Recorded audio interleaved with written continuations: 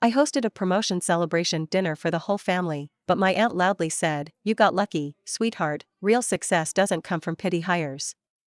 I laughed it off, but when I revealed what my bonus paid for, everyone choked on their wine. The night had started off well enough. My apartment in Birmingham was modest, but I had put in the hours to make it my own. 4 months, I had been saving up, working hard, and finally securing that elusive promotion at work. I wanted to celebrate it, so I invited the whole family over for a special dinner. Everyone agreed to come, even my aunt, Sylvia, who, let's just say, had a tendency to speak her mind. My parents, Clara and Richard, had always been supportive, though I knew my dad was proud in his own quiet way. My mom, on the other hand, had always believed in me, sometimes too much, to the point where I often felt like I had to live up to some unspoken standard of perfection. But tonight was supposed to be about me. I wanted to bask in this small but significant win, to show them all that I had made it. As the family trickled into my apartment, there were the usual greetings and compliments about how nice everything looked. It wasn't a mansion, but it was my space. I was proud of it. My cousin Sam made a joke about how it smelled like successful adulting, and we all laughed. It felt good to have everyone here, gathered around the table, sharing a meal I had worked hard to prepare. Dinner was in full swing, and everyone seemed to be in good spirits. We shared stories about life, catching up on what everyone had been up to. My mom chatted away with my aunt, while my dad leaned back in his chair, his typical quiet presence almost grounding. But then, it happened. My Aunt Sylvia, who, if I'm being honest, was known for stirring the pot, decided to speak up. She'd been drinking her wine slowly, her glass constantly refilled by my cousin Joe, who was more than happy to keep her supplied. She wasn't someone who minced words, especially when it came to criticizing people she thought needed a reality check. And tonight, that person was me. "So, sweetheart," Sylvia began, her voice loud enough for the whole table to hear. "I know you've been working hard, but let's be real here. You got lucky with that promotion, didn't you? I've been around long enough to see how these things go. It's not always about what you know, but who you know." A couple of heads turned toward me, waiting for my response. I felt a sharp pang in my chest. I had worked so hard for this moment, and here she was, questioning whether I actually deserved it. But I didn't let her see that. I took a deep breath, choosing my words carefully. "I don't think it's about luck," I replied, keeping my voice calm. "I've worked hard for this. It wasn't a pity hire, as you might think." My aunt's lips curled into a small, dismissive smile. Sure. But let's not pretend that the company doesn't have their favorites. You're still young, sweetheart. You might have gotten ahead because they felt sorry for you." A slight chill seemed to run through the room. My parents were quiet, their eyes darting between Sylvia and me. My mom had always told me to ignore her, but tonight, I wasn't sure I could. Something in me snapped, and I couldn't just sit there while she undermined everything I had worked for. "You're wrong," I said, a bit more forcefully this time. "This promotion wasn't handed to me. And my bonus, well, it actually paid for a lot of things that you don't know about." I wasn't sure why I said it, but the words left my mouth before I could stop them. The room grew still. Everyone, including Sylvia, turned to look at me, waiting for me to elaborate. I hesitated for a moment, glancing down at my plate before looking back up at her. "That bonus? It paid off my dad's medical bills. The ones we'd been struggling with for months, the ones that the insurance company kept fighting us on. It also covered a big chunk of the mortgage on this place, and it's helping to set up a college fund for my younger brother.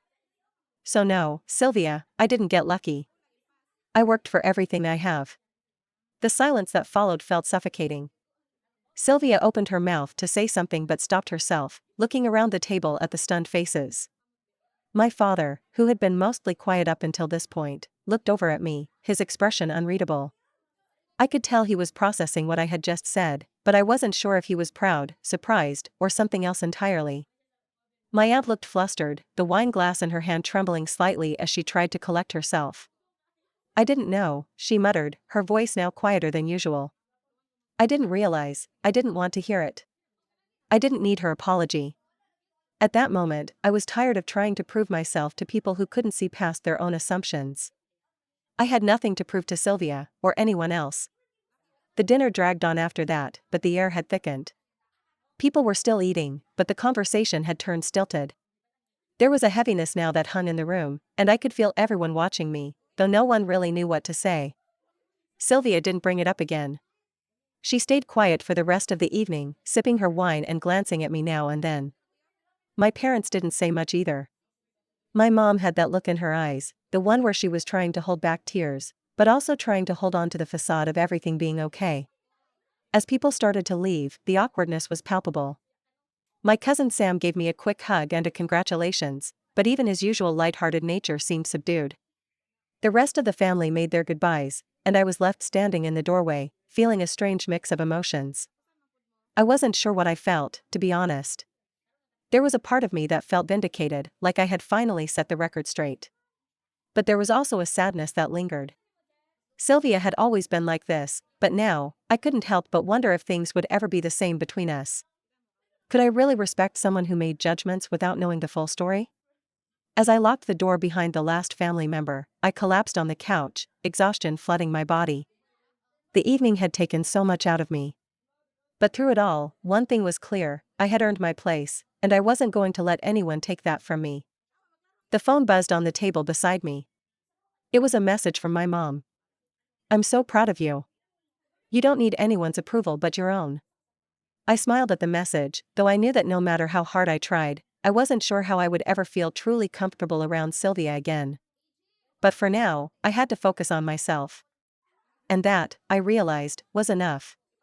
As the days passed after the dinner, the awkwardness didn't quite fade. In the days that followed, I kept replaying the events of the night in my mind. The moment Sylvia had publicly questioned my promotion, the look on her face when I revealed how my bonus had been spent, it was all still so vivid. But the weight of it wasn't just in her words, it was in the silence that followed. My family hadn't said much after that night. Everyone seemed to tiptoe around the subject, even though they were clearly uncomfortable with how things had unfolded. The following week, my mom called me, as she often did. She asked how things were going at work, how I was adjusting to my new role. I appreciated her support. She always made sure to remind me of the good things, even when I wasn't sure how to feel about them myself.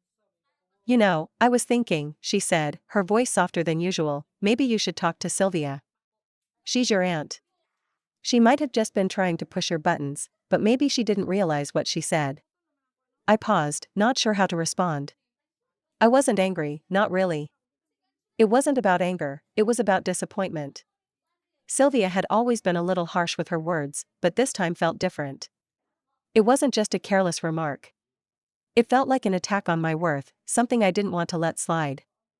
"I don't think talking to her would change anything," I said carefully. "I don't need her approval to know what I've accomplished." There was silence on the other end of the line. "You're right," my mom finally said. "You don't. But maybe, just maybe, you could be the bigger person. You've always been the one to keep the peace." I wasn't sure I agreed with her. Peace had always been something I'd strived for, yes, but sometimes it felt like I was sacrificing my own feelings for the sake of family harmony. But this time, I wasn't sure I was willing to compromise. The following weekend, Sylvia reached out to me. It wasn't through a call or a text, but a message on Facebook, of all places. It read simply, "Can we talk?" I stared at the message for a moment, not sure how to respond. I wasn't angry, but I wasn't ready to forgive her either. I had spent years letting her comments slide, but after that night, I wasn't sure how much more I could take. Still, I knew I had to reply. She was family, after all, and there was a part of me that wanted some closure, something that could ease the tension. I typed back, "What do you want to talk about?" A few minutes later, her reply came, "I owe you an apology. Can we meet up for coffee?"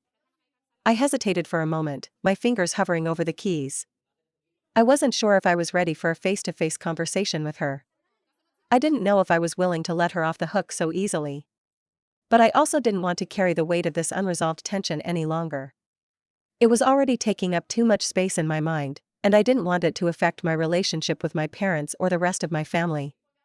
I took a deep breath and typed back, "Fine. When?" She replied almost immediately, "How about tomorrow afternoon?" The next day, I arrived at the small cafe we had agreed on. It wasn't fancy, just a quiet corner spot where we could sit and talk without too many distractions. When I walked in, Sylvia was already sitting at a table, her hands wrapped around a steaming cup of coffee. She looked smaller somehow, like she was waiting for something. I wasn't sure what. I hesitated for a moment before walking over and sitting down across from her. She didn't say anything at first. We just sat there, both of us looking a little uncomfortable, unsure of how to start. Finally, she spoke. I owe you an apology, and I know I've been horrible to you in the past, Sylvia began, her voice softer than I had ever heard it. I don't know what got into me that night. I've always been the one to make these snide comments, but I shouldn't have said what I did. I leaned back in my chair, folding my arms. I didn't know if I could forgive her so easily, but I didn't want to make her feel like she was being punished for trying to make amends. I nodded slowly. I'm glad you're apologizing, I said. But it's not just about what you said. It's about how you always think you know better than everyone else. How you don't respect the work I put in. You always seem to assume that I've gotten ahead because of some stroke of luck or favoritism. That night, you crossed a line. Sylvia's face faltered slightly, but she didn't interrupt me. I was grateful for that. I needed to get this off my chest, even if it was hard. I've spent my whole life trying to prove myself, to everyone, including you. But that night, I realized something. I don't need your approval. I don't need anyone's approval. I'm proud of what I've done, and I don't owe anyone an explanation for it. She looked down at her coffee, her fingers twitching around the cup. I get it, she said quietly. I really do. And I don't expect you to forgive me just because I said sorry. I know I can't take back what I said. But I just want you to know that I see you now. I see how hard you've worked. I didn't know how to respond to that. Part of me wanted to say something snarky, to remind her that seeing me wasn't enough. But another part of me knew that this conversation was important. Maybe it was the first step toward mending something that had been broken for years. I didn't have to forgive her, but I could at least listen. For once, I could allow her to see me as a person and not just someone who had to be constantly proving herself. You know, I said after a long pause, it's not just about the promotion. It's about the bigger picture. It's about me standing up for myself and taking control of my own life. I didn't just get lucky. I earned this. Sylvia nodded, her eyes meeting mine for the first time since we sat down. I know you did. I can see that now. We sat in silence for a while after that, the tension between us slowly starting to dissipate. It wasn't perfect. It wasn't an instant fix, and I wasn't sure where things would go from here. But I felt something shift. It wasn't forgiveness, not yet, but it was a step in the right direction. For the first time in a long time, I felt like Sylvia had at least begun to understand. The conversation ended with a simple goodbye, no grand gestures, no dramatic speeches. But as I walked away from the cafe, I felt a strange sense of peace wash over me. I wasn't sure what the future held for my relationship with Sylvia, but for the first time, I wasn't carrying the weight of her judgment with me anymore. And that, I realized, was enough for now. The weeks that followed that conversation with Sylvia were a mix of awkwardness and, surprisingly, a sense of relief. I still felt a little uneasy when I saw her at family gatherings, but there was a change in the air. Her usual sharp-tongued remarks had become fewer, and I noticed that she was making an effort to be more civil, if not exactly warm, toward me. It wasn't a full reconciliation, and I wasn't sure I wanted that. After all, trust doesn't just return overnight. But I could sense that things had shifted, not just in her attitude, but in my own perspective as well. I had let so many of her comments slide for so long, but for the first time in years, I had stood up for myself. I had said the things I had been holding in for so long, and though it didn't feel like an instant victory, it felt like I was finally free from the constant weight of trying to earn her approval. That said, family dynamics are never easy, and just because one thing had shifted didn't mean the others had. My parents, for instance, were still trying to figure out how to navigate their own feelings about the dinner. My mom, in particular, had reached out to me a couple of times, asking if I was okay. I always told her I was fine, but I could tell that she, too, was still holding on to something. Maybe it was the realization that the family wasn't as united as it once seemed, or maybe it was guilt for not intervening when Sylvia had said those things to me. I wasn't sure. I tried to reassure her, telling her that I was fine and that things were better between Sylvia and me. But deep down, I wasn't entirely convinced that things had changed forever.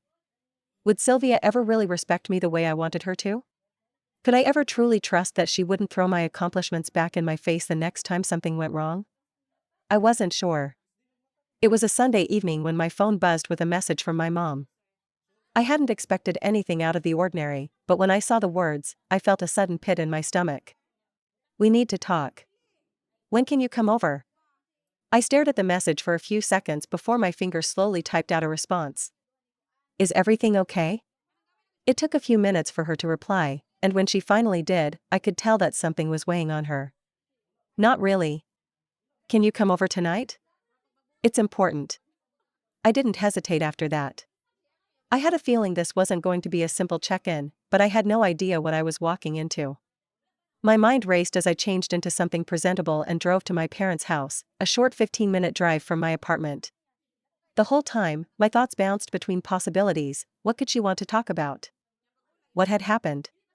When I arrived, my mom was waiting at the door, her face tight with concern. She didn't hug me right away, which struck me as odd. She usually greeted me with a warm embrace, but tonight, she just motioned for me to come inside. "Mom, what's going on?" I asked, trying to read her expression. She seemed hesitant, like she wasn't sure how to begin.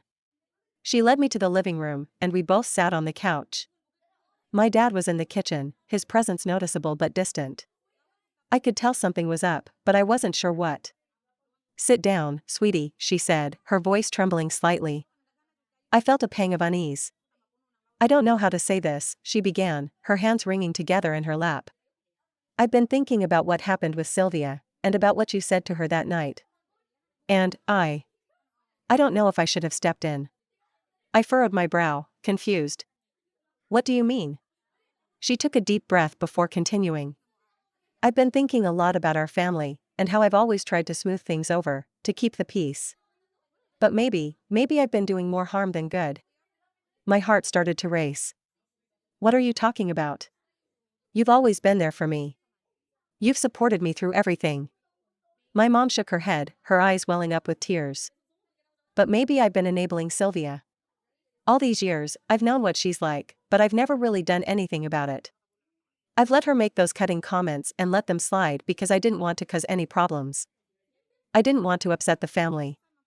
But now, I don't know, honey. I feel like I've been letting you down." I sat there, stunned. I had never imagined that this conversation would go in this direction. My mom had always been the one to protect me, to make sure I was okay. The idea that she might feel responsible for enabling Sylvia's behavior, well, it left me speechless. "Mom, you didn't do anything wrong," I said softly, my own voice thick with emotion. "I never blamed you for what Sylvia said. She's always been like that, and I've always known it. But you don't have to apologize for any of it." "But I do, sweetheart," she replied, her voice cracking. "I should have spoken up sooner. I should have been more protective of you, not just in the big things, but in the little moments, too. And now, with everything that's happened with Sylvia, I don't know if I'm doing the right thing by just sitting back and letting you handle it alone." Her words hit me harder than I expected. I had always seen her as the strong one, the one who always knew what to say and how to handle things. But now, it was clear that she was struggling with her own feelings about our family dynamics. "Mom, I'm fine," I reassured her, though I wasn't sure if I believed it myself. "I've learned to deal with things on my own. You've taught me that. I'm not mad at you, okay?" She wiped away a tear and nodded, but I could tell she was still conflicted. I don't know how to fix it.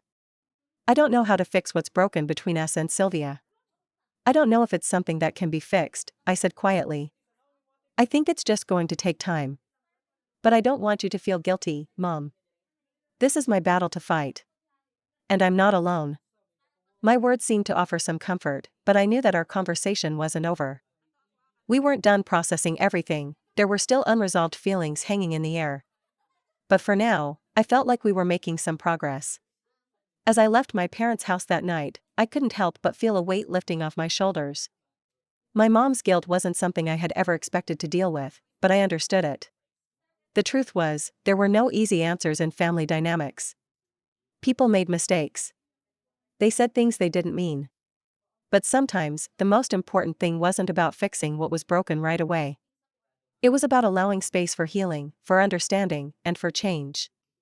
I didn't know what the future held for my relationship with Sylvia or my family as a whole, But I knew one thing for certain: I was done carrying the weight of everyone else's expectations. I had my own path to walk now, and I was finally learning how to do it on my own terms. As I drove home, I felt the familiar stirrings of uncertainty. What would happen next? But this time, the uncertainty didn't feel like a burden. It felt like an opportunity. And for once, that felt like enough. The weeks continued to pass, but the tension in the family didn't ease as quickly as I had hoped. Sylvia's behavior seemed to simmer just beneath the surface, and while she made a half-hearted effort at being more civil, I couldn't shake the feeling that the discomfort between us was only growing. I had opened up, shared parts of myself I had kept hidden for so long, and yet, it felt like she was still holding on to her pride, unwilling to truly accept the weight of what she had said. It was during a late-night call with my mom when the idea first hit me. My mom had asked how I was doing, and I, as usual, told her that everything was fine, though I didn't feel fine. But I wasn't just talking about Sylvia anymore. I was talking about the fact that I had reached a point where I couldn't let things slide any longer. I was done with being overlooked, done with letting people, especially Sylvia, walk all over me. You know, I think it's time to do something about it, I said, my voice low, but with a certain determination. It's time to show Sylvia that I'm not the person she thinks I am. I don't want to start some big confrontation, but I think it's time for her to realize what she's done. What do you mean, honey? My mom's voice wavered, unsure of where I was going with this. I don't mean anything cruel, Mom, I reassured her. But it's time I show Sylvia the consequences of what she said, not with anger, but with my actions. I don't want to make it dramatic, I just want her to realize she can't keep putting me down without repercussions. I wasn't sure if my mom fully understood, but she trusted me, and I could hear the concern in her voice when she said, "Just be careful.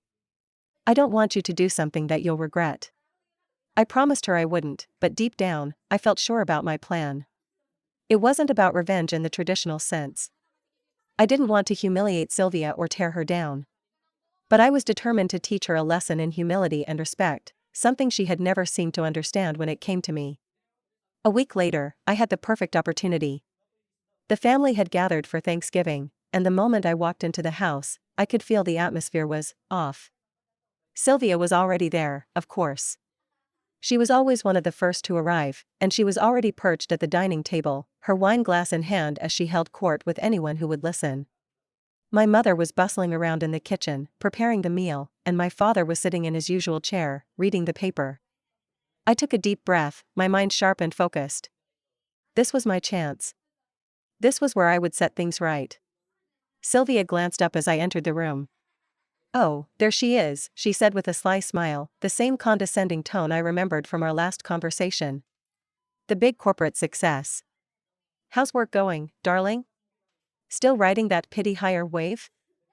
I could feel the heat rising in my chest, but I forced myself to remain calm. I didn't need to engage with her in the way she expected. I had something far better planned. "I'm doing well, Sylvia," I replied, keeping my voice steady, "but it's not just about my work anymore. It's about what I've been able to do with the opportunities I've earned." She raised an eyebrow, clearly intrigued, but she didn't say anything else. I could see that the challenge had been thrown down, and now it was time for me to deliver. I could already feel the change in the room as the rest of the family began to pay attention to our exchange. My parents, my cousins, even my aunt, everyone was listening, whether they meant to or not. I let the silence hang for a moment before I dropped the bomb. "You know, Sylvia," I began, my voice deliberately casual, "I've been thinking a lot about what you said the other night. You were right about one thing. My success didn't come from luck." I paused for a moment, watching her face carefully. She opened her mouth to say something, but I held up a hand, stopping her mid-sentence. "But it didn't come from pity hires either. It came from making the most of what I was given." "And the bonus I received?" "It didn't go into my bank account so I could throw a lavish celebration for myself." I saw Sylvia shift in her seat, her grip tightening on her wine glass. The family was quiet now, all eyes trained on me. "No, that bonus went to something more meaningful," I continued, "something that I know will make a lasting impact. I used part of it to help pay off the medical bills my dad has been battling for months." "And the rest?" "It's going toward setting up a scholarship fund in my brother Liam's name. I've been working hard to make sure that he can attend college without the same financial struggles I faced." "So, Sylvia, no, I didn't get lucky. I'm doing something with what I have. I'm making sure that the next generation doesn't have to deal with the same obstacles I had to." The room was dead silent. I could see the shock on Sylvia's face, her eyes wide, her lips trembling. I hadn't intended for this to be a spectacle, but I could tell it was affecting her. For a long moment, she said nothing. And then, just as I thought she might respond, she faltered. She looked around the room at the other family members, at my parents who were both standing still, visibly taken aback by my words. She was cornered. For once, she was out of ammunition. "Well, Sylvia stammered, her usual sharpness gone. "I didn't realize. I didn't know," I nodded slowly, keeping my gaze steady. "I know you didn't. You never have. And that's the problem." There was no triumphant smirk, no gloating in my voice. I wasn't seeking revenge in the way she might have expected, through drama or confrontation. I didn't need to tear her down. The truth was the best weapon I had, and it had already done its job. Sylvia's expression shifted from one of condescension to one of resignation.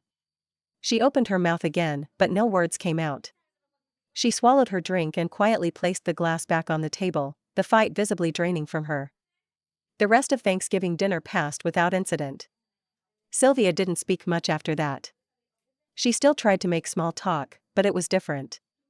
The veneer of superiority she'd worn so easily for years had cracked, and I saw it in her eyes. She knew she had been wrong, and for the first time I saw a glimpse of someone who might actually regret the way she'd treated me. As the evening wore on, my family settled into a quiet acceptance. Sylvia never apologized, and I wasn't waiting for one.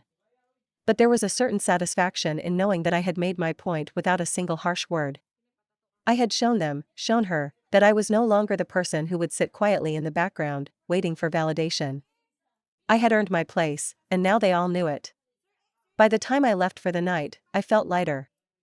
The weight I had been carrying for years had finally lifted, and Sylvia's opinion of me no longer had a hold on me. I wasn't looking for a grand reconciliation, but there was something deeply satisfying in knowing that I had finally made her see me, not as the person she had always tried to diminish, but as someone who was stronger than she could ever have imagined. And in that moment, I realized that the best kind of revenge wasn't in retaliation, but in living well, succeeding, and moving forward, no matter how hard the past had been. I had earned my place, and no one, least of all Sylvia, could ever take that from me again.